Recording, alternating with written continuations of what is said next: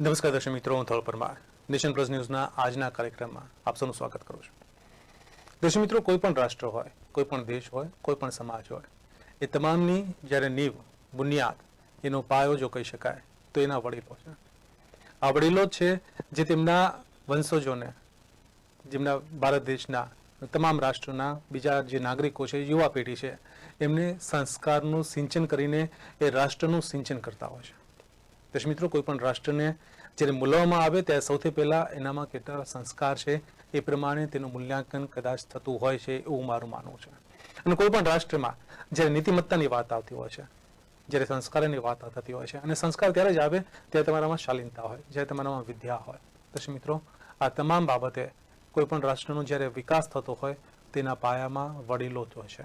અને આ જ વડીલો માટે વડોદરા શહેરમાં એક સંસ્થા કાર્ય કરી રહી છે. એ સંસ્થાનું નામ છે એબલેજ ફાઉન્ડેશન સંસ્થા.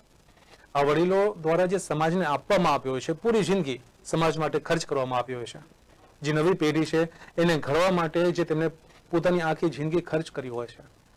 દર્શક મિત્રો, એ જે ખર્ચ કરેલું હોય છે એ કદાચ થોડું ઘણું પણ આપણે એમને નમન કરીને, એમનું વંદન કરીને, એમનું ઋણ સ્વીકાર કરીને, એમના વંદન કરીને એમને પાછું આપી શકીએ તો પણ બહુ મોટી બાબત છે. અને આ વડીલો માટે વડોદરામાં સંસ્થા જે કામ કરી રહી છે, એબલેજ ફાઉન્ડેશન, એ સંસ્થાના ઘણા બધા કાર્યકર્તાઓ છે, ઘણા અલગ અલગ કાર્યક્રમો છે.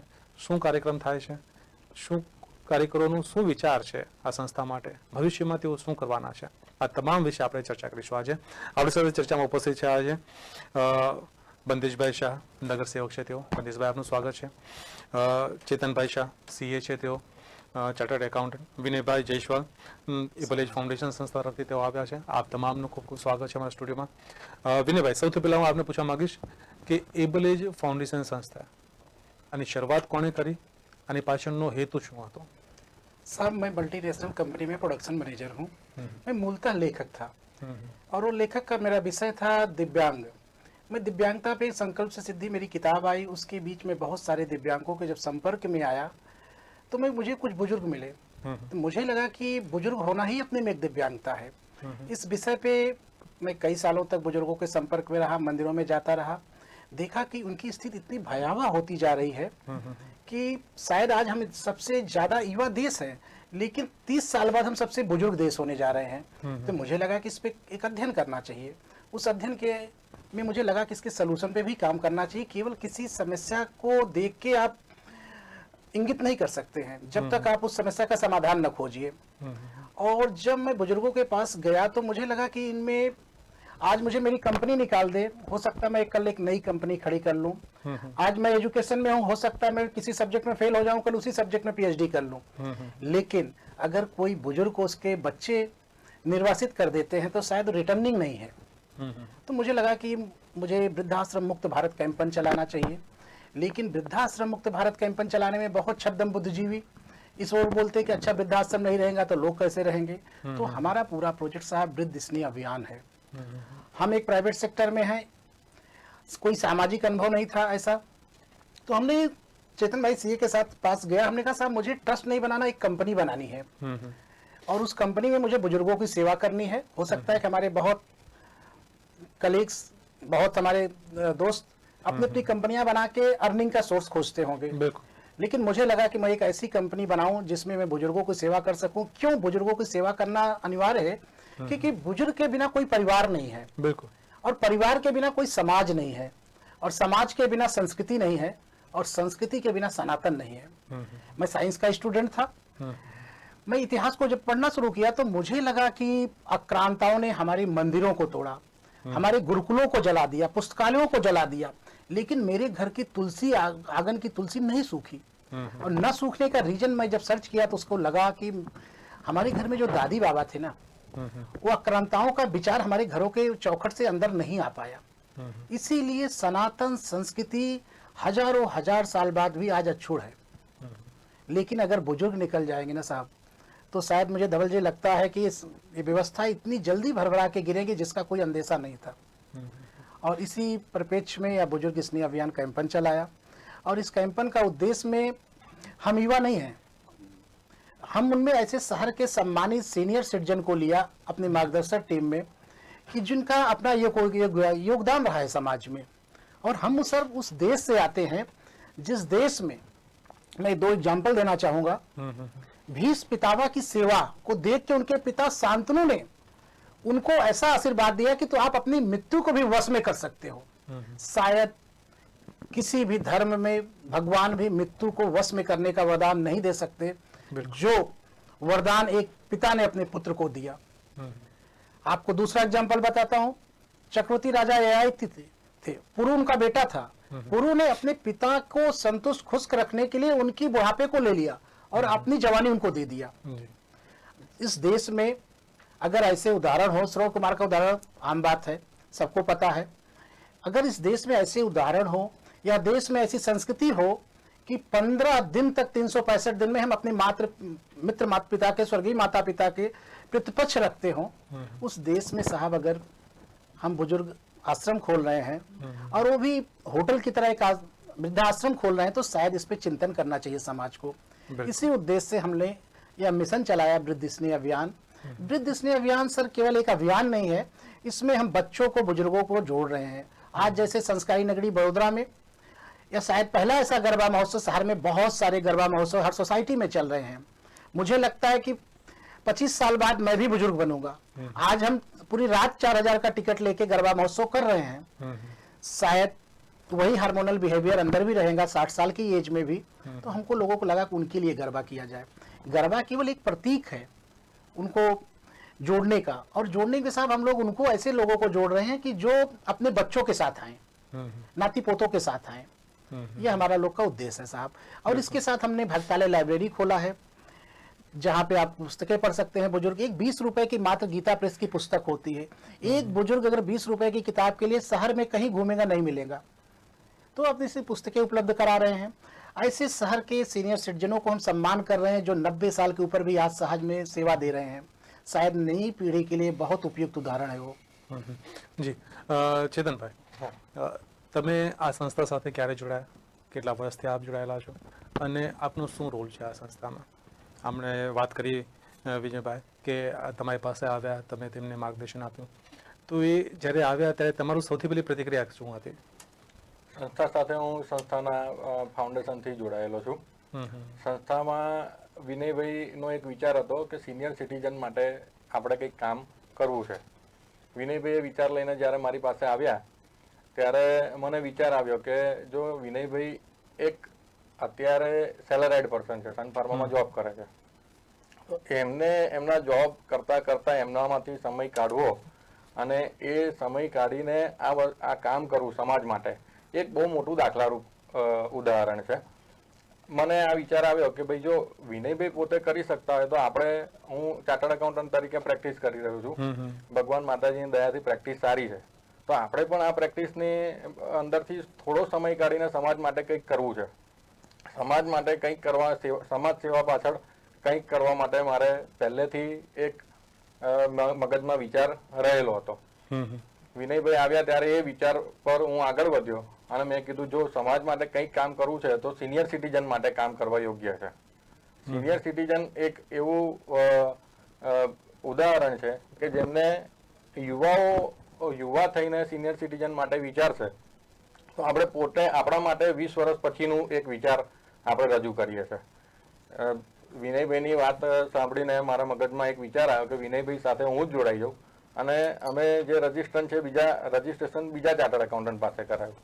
કારણ ખાલી એક જ હતું કે આપણે જ આપણી કંપનીનું મેનેજમેન્ટ કરતા હોઈએ તો એનું સાર સંભાળ બીજા સીએ રાખે. તો એના માટે મને એક વિચાર આવ્યો કે વિનયભાઈ સાથે જોડું, જો વિનયભાઈ આ કામ કરે છે તો મારે પણ આ કામ કરવું જોઈએ. બંદીશભાઈ, આપ તો નગરસેવક છો. નગરસેવકની પહેલી ફરજ અને પોતાનો એ પણ હોય છે કે નગરજનોની સેવા કરવામાં આવે. અને જ્યારે આ સંસ્થાનો આટલો ઉમદા ઉદ્દેશ્ય હતો તો આપ કઈ રીતે આ સંસ્થા સાથે જોડાયા? પેલી વખત તમારી પાસે જ્યારે આ વાત આવી ત્યારે આપને શું પ્રતિક્રિયા હતી? પહેલી વખત જ્યારે વિનયભાઈ મારી પાસે આવ્યા અને એમને આ વાત કરી કે ભાઈ આપણે વૃદ્ધો માટે હું થોડું ઘણું કાર્ય કરું છું. હું શરૂઆતથી નહોતો જોડાયો, હું પછી એમના વિચારો સાંભળીને એમનેથી પ્રભાવિત થઈને આ સંસ્થા સાથે જોડાયો. જ્યારે નગર સેવકની બેઝિક કામગીરી નળ ગટર રસ્તાથી ઉપર જઈ અને કંઈક વિચારતો કોઈક વ્યક્તિ આપણને મળે તો મને લાગે છે, અને એ એવા લોકો માટે વિચારે છે કે age is just a number. એ લોકો ભલે ઉંમરથી અથવા તો વૃદ્ધ થયા છે, પણ એમના વિચારો તો જો આજની તારીખમાં જવાનને શરમાવે એવા જ છે. દાખલા તરીકે આપણા વડોદરા શહેરમાં જ એવા ઘણા બધા પ્રતિભા છે કે જેમને એમનું જીવન આખું લોકો માટે, લોકોની સુખાકારી માટે કે લોકોને પ્રેરણારૂપદાયક થાય એવું વ્યક્તિત્વ એમને પોતાનું ઊભું કર્યું છે. એ વ્યક્તિને જ્યારે આપણે વૃદ્ધ ગણીને સમાજમાંથી અથવા તો આપણા કુટુંબમાંથી એક સાઈડ પર મૂકીએ ત્યારે એની જે લાગણી છે એ એટલી બધી ઘવાતી હોય છે, દબાતી હોય છે, ત્યારે એ લાગણીને બહાર લાવવાનું એક અસરકારક માધ્યમ છે. આપણે નવરાત્રિ એ આપણા માટે ખૂબ જ મોટામાં મોટો તહેવાર છે, અને દરેક વૃદ્ધે પોતાના જીવનમાં કેટલી બધી નવરાત્રિઓ ખૂબ જ આનંદ અને ઉત્સાહથી માણી હોય, તો એ ઉત્સાહ એમનો મરેલો નથી હોતો, પરંતુ જુવાન લોકો સાથે કદાચ એ કદમથી કદમ ના મિલાઈ શકે, ગરબાના સ્ટેપ્સ એમની સાથે મેચ ના કરી શકે. તો આ એક ઉમદા વિચાર हमारा एबल एज फाउंडेशन विनय भाई ने आयो कि क्यों ना हम उनके लिए भी गरबा करते हैं. तो 2022 में मूक बधिर विद्यालय में અમે એ વિચારને તાદ્રશ્ય કર્યો, અને એ વખતે જે વૃદ્ધોનો ઉત્સાહ અમે જોયો તો અમને લાગ્યું કે ના, એમનામાં બી આજે એમની ઉર્મિઓ છે એ પણ આજે જ એટલી બધી પાવરફુલ છે. આજે બી એમને જીવનના જે માણવું જોઈએ એ માણવા માટેની એમની બી અદમ્ય ઈચ્છાઓ હજુ મળતી નથી. માટે આ વિચારને તાદ્રશ્ય કરીને આ બીજા વર્ષે બી અમે લોકોએ એમના માટેનું આ આયોજન કરેલ છે, અને જે રિસ્પોન્સ એમના તરફથી અમને મળે છે, હું અમારે ત્યાં દીપિકા ગાર્ડન છે એમાં 5 થી 6 આવા ગ્રુપ્સ ચાલે છે, અને આપ સવારે આવો અને એ લોકો જે ઉત્સાહથી સવારે ભેગા થાય, પોતાનું વ્યક્તિત્વ એમના વિવિધ દિશાઓમાંથી ભેગું કરીને એ લોકો પોતાનું ગ્રુપ ચલાવે છે. એમાં એક ગ્રુપ સરસ ગરબાથી માંડીને જાતભાતના ગીતો ગાય છે, અને તમને એવું થાય કે ના, આ છુપાયેલી શક્તિઓ હજુ પણ બહાર આવે છે. તો એમના માટે આપણે જે કરીએ છીએ એ આપણી કોઈ જવાબદારીના ભાગરૂપે આપણે કરીએ છીએ કે વડીલો એ આપણામાં એક કહેવત છે કે ગરડા વિના ગાડા ના વળે. બિલકુલ. અને ભારત દેશમાં બી આપણી જે પરંપરા છે એમાં વડીલોને હંમેશા ઊંચું સ્થાન આપ્યું છે. ધીરે ધીરે જીવનના મૂલ્યો જ્યારે બદલાય છે ત્યારે ભૌતિકતા જ્યારે પ્રવેશી છે, તો આપણા માટે વૃદ્ધોનું સ્થાન કદાચ કોઈક ઘરમાં એવું રહ્યું છે કે એક રૂમ પૂરતું સીમિત થઈ જાય છે, પરંતુ એ વૃદ્ધ અંદરથી કયો હિજરાય છે એ જ્યારે તમે એમને મળો ત્યારે એમની લાગણી જે રીતે બહાર આવે છે, ત્યારે તમને એવું થાય કે આ વ્યક્તિત્વને તમે આ રૂમમાં કેદ કરી રાખવાને બદલે જો એ પણ સમાજમાં આપણી સાથે મુક્ત રીતે ફરી શકે, હરી શકે, અને એની જે લાગણી છે, એના જે જીવનમાં એને કંઈક કરવાનું હજુ બી ઉત્સાહ છે, એ જો ઉત્સાહમાં તમે પૂરક થાવ તો મને લાગે છે કે આપણે ભલે એજ અમારી કદાચ નાની છે, પરંતુ અમે એમને સપોર્ટિવ થઈએ તો અમને લાગે છે કે આ એક ઉમદા કાર્ય કરવાનો સંતોષ મળે છે. બિલકુલ. મંદીશભાઈ, આપ શાસક પક્ષમાં પણ છો અને નગરસેવક છો, જનતાના કાર્યો પણ કરો છો. આ જે ફાઉન્ડેશન છે એ જે કાર્ય કરી રહી છે, એમાં સરકાર તરફથી, પાલિકા તરફથી કે શાસક પક્ષ તરફથી કોઈ બીજી પ્રકારની સહાયતા કરવામાં આવે છે? સહાયમાં તો એવું છે કે આ જે વિચાર છે એ કદાચ હું એવું માનું છું કે આપણા સમાજ માટે નવો છે, કેમ કે આપણે વૃદ્ધાશ્રમ એ આપણી સંસ્કૃતિની દેન નથી. વૃદ્ધો હંમેશા ઘરમાં જ રહીને પોતાના બાળકોને પરવરિશ કરતા હતા, સારા સંસ્કારો આપતા હતા. એ આપણી ભૂતકાળની જે પરંપરા છે એ આપણી સમાજ વ્યવસ્થામાં વૃદ્ધોને વૃદ્ધાશ્રમમાં નહોતા મૂકવાના, પરંતુ આજના જમાનામાં આ એક ધીરે ધીરે નવો આવી રહ્યો છે કે ભાઈ કોન્સેપ્ટ જેવું થઈ ગયું છે. સમાજ, તમારો કુટુંબ છે એ વિભક્ત થતું જાય છે, સંયુક્ત કુટુંબની પરંપરા બાજુ પર રહી જાય છે.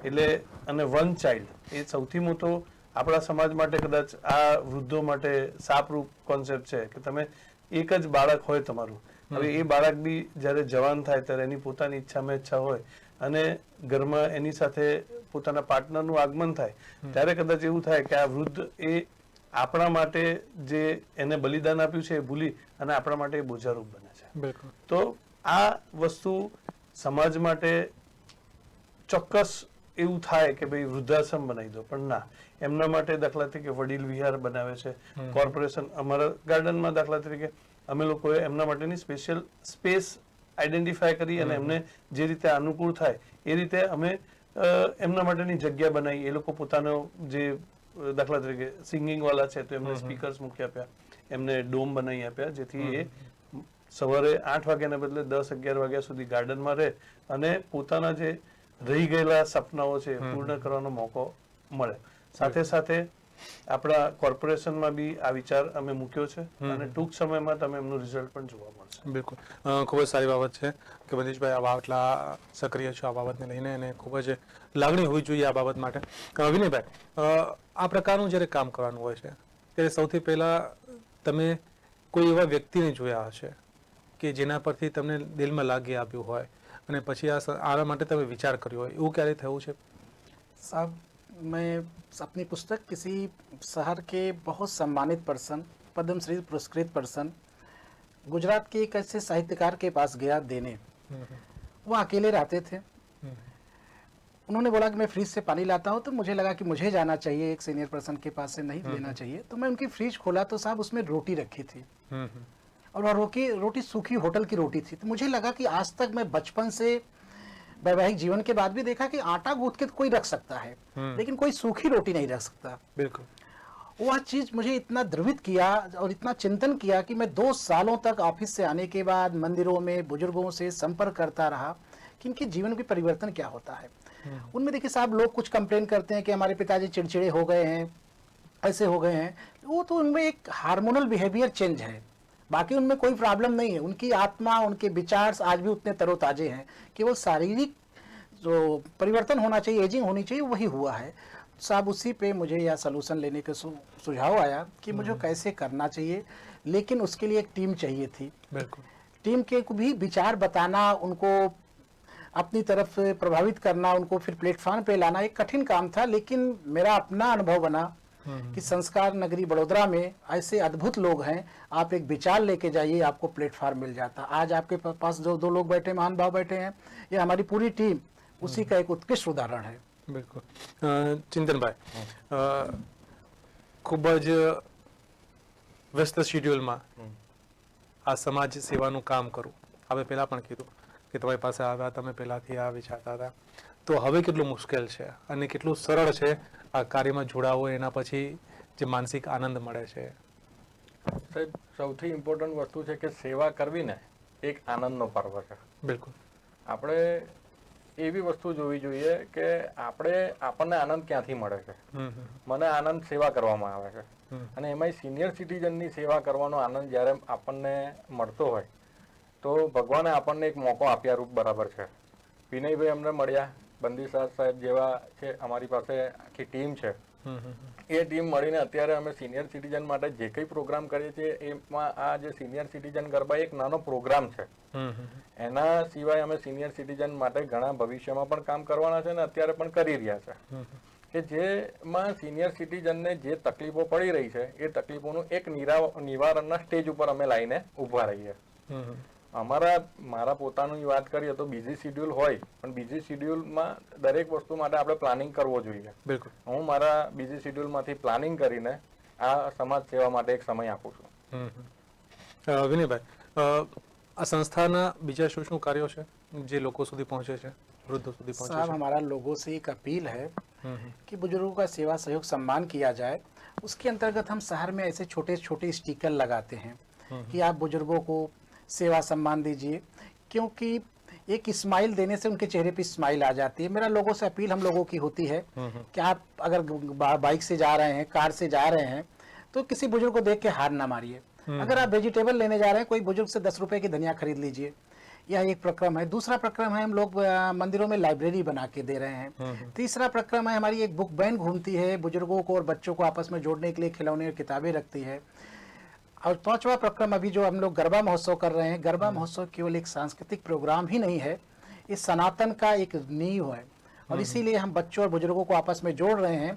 इसमें मैं आपको मेंशन करना चाहता हूँ कि आपको संस्कारी नगरी बड़ोदरा में कैसे अद्भुत लोग मिलते हैं, इसका उदाहरण जरूर जाना चाहिए। आईएमए इंडियन मेडिकल एसोसिएशन ने हमारे लोगों को काम को देख के एक प्रस्ताव दिया कि आप लोग डोनेशन चंदा नहीं ले रहे हैं तो मेरे से कूपन लीजिए। 2.5 लाख रुपए का कूपन उन्होंने दिया है कि आप 100 बुजुर्गों को दीजिए, सविता सुपर हॉस्पिटल में आप जाके अपना चेकअप करा सकते हैं। शायद इससे ज्यादा उत्साहवर्धन का काम और हमारे लोग के लिए कुछ नहीं हो सकता था। हम लोग 100 ऐसे बुजुर्गों को पूरा कूपन दे रहे हैं कि आप 6 महीने में कभी भी जाके अपना बॉडी चेकअप पूरा होल कराइए फ्री ऑफ कास्ट। और यह इंडियन मेडिकल एसोसिएशन ने किया है। आज यह गरबा ग्राउंड आप देख रहे हैं, यह गरबा ग्राउंड भी इंडियन मेडिकल एसोसिएशन ने दिया है। मेरा कहने का तात्पर्य है कि अगर आप समाज में एक कदम आगे बढ़ते, समाज 10 कदम आपको अवसर देता चलने के लिए। બંદીશભાઈ, આજે જે આ ગરબાનું આયોજન કરવામાં આવે છે 21 તારીખે, તો એ 21 તારીખના ગરબા જે છે એમાં આયોજન કઈ પ્રકારનું છે અને આખું આયોજન કરતા કેટલો સમય લાગ્યો, એની પાછળ કેટલી તકલીફ મહેનત હતી અને કેટલા લોકો એમાં સહભાગી થયા? મુખ્યત્વે તો વિનયભાઈ અને ચિંતનભાઈ આમાં મહેનત કરી રહ્યા છે. અમે તો સાઈડ એક્ટર તરીકે રોલ નિભાઈ રહ્યા છે, પરંતુ ઘણા બધા લોકોનો સહયોગ આમાં છે અને તો જ આવું આયોજન શક્ય બને છે. બિલકુલ બિલકુલ. તો વડોદરા શહેરમાં લોકોનો જે વિચાર જાણ્યું એમાં મને એક વસ્તુ ફીલ થઈ કે આવા આયોજન પાછળ લોકો બી એવું સમજે છે કે વડીલો આપણા માટે લાયબિલિટી નથી, વડીલો આપણા માટે એસેટ છે. બિલકુલ બિલકુલ. એટલે આ એસેટને જો તમે સાચવશો તો તમારી આવનારી પેઢી ને આ જે સંસ્કારોનું ચિંતન થશે ને એ આવનારી પેઢીને બહુ જ ઉજ્જવળ ભવિષ્ય તરફ લઈ જશે. બિલકુલ. વંદેશભાઈ, કોઈ પણ જે શુભ કાર્ય હોય એમાં નાનકડો મસ્તું ફક્ત તમારું યોગદાન પણ ખૂબ જ મોટું હોય છે. રામ સેતુમાં એક ખિસકોલીએ ફક્ત નાનકડો પથ્થર નાખ્યો હતો તો પણ એ બહુ મોટું યોગદાન થઈ ગયું હતું ને એના ઉપર ભગવાનના આશીર્વાદ થયા હતા. તો તમારું યોગદાન પણ ખૂબ જ મહત્વનું રહેશે. વિનયભાઈ, આખું જે આયોજન છે કઈ રીતે પાર પાડવાના છો અને કેટલી મહેનત છે આખા આયોજन પાછળની, અને तैयारी પણ કેવી છે? साहब, तैयारी तो बहुत अच्छी है और मेहनत इसमें बिल्कुल नहीं हुआ, क्योंकि समाज ने इतना सहयोग किया। समाज सहयोग का मतलब कि आईएमए ने मुझे पूरा अपना गार्डन दिया और हम लोगों ने जहां भी बैनर लगाए ऐसे ऐसे फोन आए कि जो अपने की थकान को दूर कर देते थे। ऐसे बुजुर्गों का फोन आया कि क्या ये निःशुल्क है? हमने कहा बिल्कुल निःशुल्क है। जिस शहर में 3,000-4,000 रुपए के गरबे के टिकट हों, वहाँ बुजुर्गों के लिए ऐसा निःशुल्क आयोजन किया जाए, शहर का ध्यान तो खींचा। लेकिन अगर उसमें गार्डन में 100 लोग भी आते हैं, 500 लोग भी आते हैं, 1000 लोग भी बुजुर्ग आते हैं, तो ये हमारे लोग के लिए नहीं, या पूरे समाज के लिए एक बहुत सुखद अवसर है कि वो ऐसे आयोजन दूसरे लोग भी अपने अपने मोहल्लों में करेंगे साहब। और जहाँ तक आपने बोला कि मेहनत की बात है, तो मेहनत नहीं है, इसमें एक आनंद मिला है और एक विजन मिला है कि हम संस्कृति को कैसे बच्चों के साथ जोड़ के मजबूत कर सकते हैं। मुझे लगता है कि जो उस गार्डन में उस दिन बच्चे आएंगे अपने दादी बाबा के साथ, वह अगले चेतन भाई, अगले विनय जायसवाल, अगले बंदिश साहब बनेंगे. બિલકુલ. આશા રાખીએ કે આવું થઈ શકે અને આશા રાખીએ કે વૃદ્ધોની સંખ્યા બહાર કરતા ઘરમાં વધુ હોય અને એમનું માન સન્માન પણ એટલું હોય. ચેતનભાઈ, આખા આયોજન પાછળ વૃદ્ધો પાસે તમે કઈ રીતે પહોંચ્યા? જે ત્યાં આવવાના છે, જે ગરબે રમવાના છે, એમનો કોન્ટેક્ટ આપ કઈ રીતે કરી શક્યા અને એ લોકો સુધી પહોંચવા માટે આપે કઈ કઈ પ્રકારની તૈયારીઓ કરી હતી? આ આખું આયોજન જે છે આઈએમએના ગ્રાઉન્ડ ઉપર જે 21 તારીખે આપણે 6:30 વાગ્યાનો સમય રાખેલો છે. આ આખા આયોજન પાછળ ડોક્ટર મિતેશ શાહે અમને આઈએમએ ઇન્ડિયન મેડિકલ એસોસિએશન અને એમની ટીમે અમને ઘણો બધો સહયોગ કરેલો છે. અને અમારો એક આખો ભાગ જે આયોજન પાછળનો છે એ આયોજન પાછળનો એમને અમારો સમય આખો એમને પોતે લઈ લીધો. આયોજનની અંદર અમારે મોટા ભાગે કોઈ ધ્યાન આપવાનું લગભગ રહ્યું નથી, પણ અમારે શું કરવું છે કે ગ્રાઉન્ડ સુધી સિનિયર સિટીઝન અને બાળકોને લઈ જવા હતા. એટલે અમે આ આપણો કન્સેપ્ટ જે છે સિનિયર સિટીઝન ગરબાનો ખરો, પણ અમારો મુખ્ય ઉદ્દેશ્ય શું છે કે નાના બાળકોને એના દાદા દાદી સાથે જોડી દઈએ, જેથી કરીને આપણને આ સમાજની અંદર દાદા દાદી સાથે પૌત્ર પૌત્રીઓનો જે પ્રેમ વધે અને જે ગરડાગર છે એની સંખ્યાઓ ઘટે.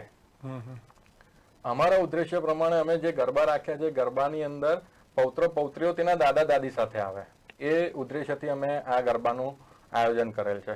આના માટે અમે દરેક સ્કૂલોની અંદર જઈને એક મેસેજ અને અમારા જે બેનર જે વડોદરામાં અલગ અલગ જગ્યાએ લગાયેલા છે એ મેસેજીસ તરીકે દરેક વિદ્યાર્થીઓને એમના પેરેન્ટ્સના મોબાઈલ નંબર ઉપર જાય એ માટેની અપીલ કરેલી છે.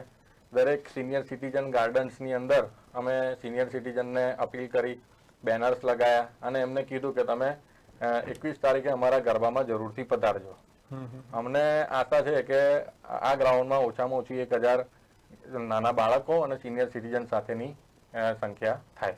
જી વિનયભાઈ, અત્યાર સુધી એબલેજ ફાઉન્ડેશન સંસ્થા દ્વારા કયા કયા કાર્ય કરવામાં આવ્યા છે सीनियर सिटीजन માટે અને ફ્યુચરમાં શું પ્લાનિંગ છે?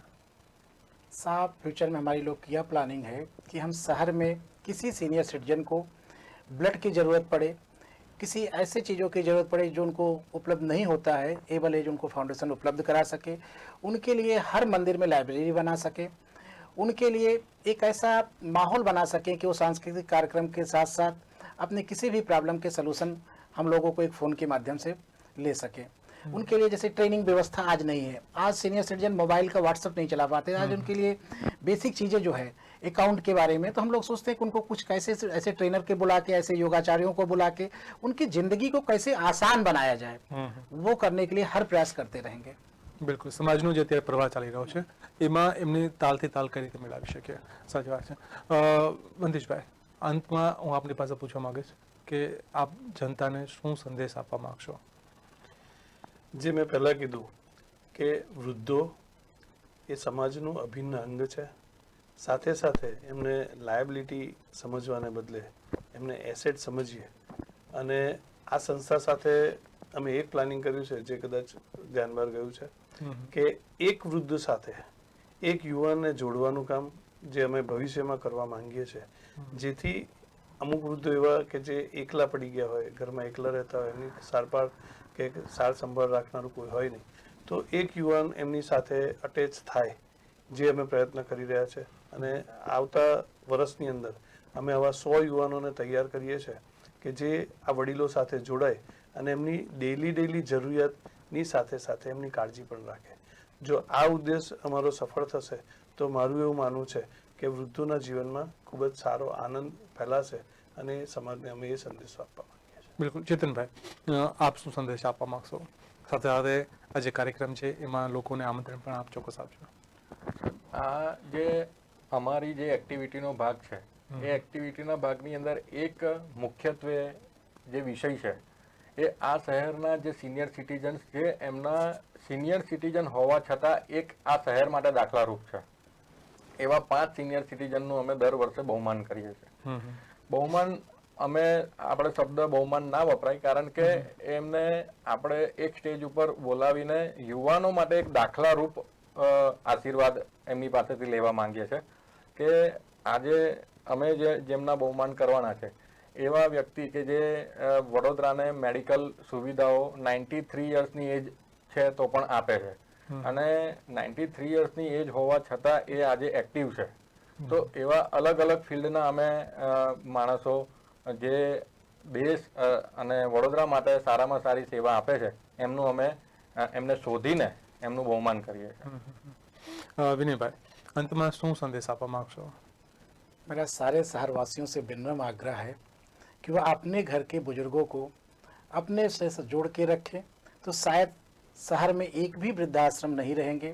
शायद हम एक उत्कृष्ट उदाहरण हो सकते हैं यह शहर कि हम अपने बुजुर्गों का सम्मान कर रहे हैं, हम ऐसे लोगों को सम्मान कर रहे हैं जहां हम 20 साल बाद पहुंचने वाले हैं, तो शायद हमको नई पीढ़ी अपने आप सम्मान करेंगे. બિલકુલ.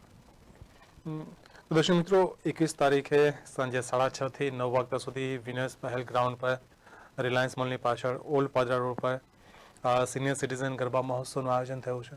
ખૂબ જ સુંદર આયોજન છે અને ખરેખર જે લાગણી ધબકતી હોય ત્યાં આ પ્રકારના આયોજન થવાના જ છે. અને વડોદરા શહેર એ સાંસ્કૃતિક શહેર પણ છે અને વડોદરા શહેર એ કદાચ લાગણીઓનું શહેર પણ છે. દર્શક મિત્રો, અને એ જ લાગણીને માન આપીને કદાચ આજે આખો મહોત્સવ થવાનો છે, ગરબા મહોત્સવ સિનિયર સિટીઝનનો, એ ચોક્કસ સફળ થશે એવું હું તો માનું છું. સાથે સાથે દર્શક મિત્રો, એબલેજ ફાઉન્ડેશન સંસ્થા જે છે એમનું જે આ ઉમદા કાર્ય છે, આશા રાખીએ કે ભવિષ્યમાં એમના દ્વારા જે સ્વપ્ન જોવામાં આવ્યું છે, બંદેશભાઈ શાહ દ્વારા જે સ્વપ્ન જોવામાં આવ્યું છે, ચેતનભાઈ શાહ દ્વારા જે સ્વપ્ન જોવામાં આવ્યું છે, વિનયભાઈ દ્વારા જે સ્વપ્ન જોવામાં આવ્યું છે, એ સ્વપ્ન સાકાર થાય. અને તો જ કદાચ ભારત દેશની, વડોદરા શહેરની અને આપ તમામના અને મારા પણ પરિવારની કદાચ જે સંસ્કૃતિ છે આપણી એ સચવાઈ રહેશે. દર્શક મિત્રો, સંસ્કૃતિના સિંચન માટે પણ વૃદ્ધોનું જતન કરવું, એમનું નમન કરવા, એમના આશીર્વાદ મેળવવા અને એમનો આભાર માનવો, એમને જે સમાજ માટે કર્યું છે એ ખૂબ જરૂરી છે. દર્શક મિત્રો, તો આ ઉમદા કાર્ય કરતી સંસ્થાના તમામ સદસ્યોનો હું આભાર માનું છું. બંદીશભાઈ, આપનો આભાર કે આપ અમારા સ્ટુડિયોમાં આવ્યા. ચેતનભાઈ, આપનો પણ આભાર. વિનયભાઈ, આપનો પણ આભાર કે આપ આટલા વ્યસ્ત શેડ્યુલમાંથી આટલા ઉમદા કાર્ય કરી રહ્યા છો એ અમારા દર્શકો સુધી પહોંચાડવા માટે અમારા સ્ટુડિયોમાં આવ્યા. ખૂબ ખૂબ આભાર. દર્શક મિત્રો, વધુ કાર્યક્રમ માટે અને સમાચાર માટે યુટ્યુબની અમારી ચેનલ જોતા રહો. ત્યાં સુધી નમસ્કાર. સમાચારોનો સતત અપડેટ મેળવવા માટે અમારી નેશન પ્લસ ન્યૂઝની યુટ્યુબ ચેનલને સબસ્ક્રાઇબ કરો, બેલ આઇકન દબાવો અને ફોલો કરો ફેસબુક, ઇન્સ્ટાગ્રામ અને ટ્વિટર પર.